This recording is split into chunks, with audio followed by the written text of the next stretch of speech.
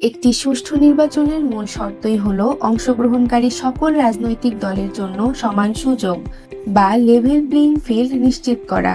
তবে আসন্ন ত্রয়োদশ জাতীয় সংসদ নির্বাচনকে সামনে রেখে এই লেভেল প্লেইং ফিল্ড নিয়ে বর্তমানে নানা মহলে বড় ধরনের প্রশ্ন উঠেছে। নির্বাচনের তফসিল ঘোষণার পর থেকেই নির্বাচন কমিশনের বিরুদ্ধে পক্ষপাতিত্বের একের পর এক অভিযোগ আসছে।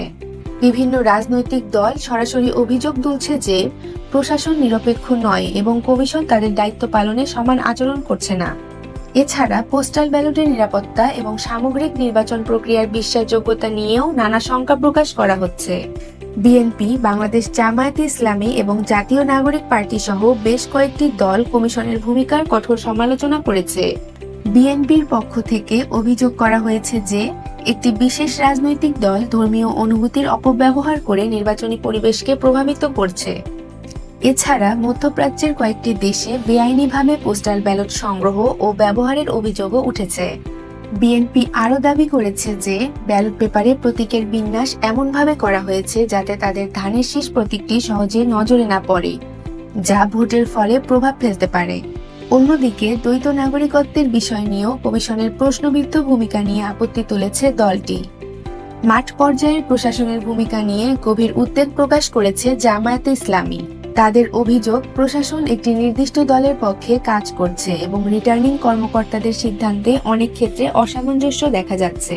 এমনকি আচরণবিধি লঙ্ঘনের ঘটনা ঘটলেও কমিশন কোনো কার্যকর ব্যবস্থা নিচ্ছে না বলে দাবি করেছে দলটি।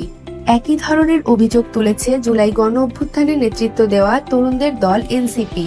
তারা জানায়, খোদ নির্বাচন কমিশনের আশেপাশে হামলার ঘটনা ঘটছে, যা মাঠ পর্যায়ে প্রার্থীদের নিরাপত্তার অভাবকে স্পষ্টভাবে ফুটিয়ে তুলছে। এসব অভিযোগের প্রেক্ষিতে নির্বাচন কমিশন সচিবালয়ের সিনিয়র সচিব আক্তার আহমেদ জানিয়েছেন যে নির্বাচনে অভিযোগ থাকা স্বাভাবিক, তবে ঢালা অভিযোগের ভিত্তিতে ব্যবস্থা নেওয়া কঠিন। অন্যদিকে নির্বাচন বিশেষজ্ঞরা মনে করছেন, নির্বাচন একটি অত্যন্ত সংবেদনশীল বিষয়। জনমনে আস্থা বজায় রাখতে প্রতিটি অভিযোগ গুরুত্বের সাথে খতিয়ে দেখা এবং সেটির ব্যাখ্যা জনগণের সামনে তুলে ধরা জরুরি।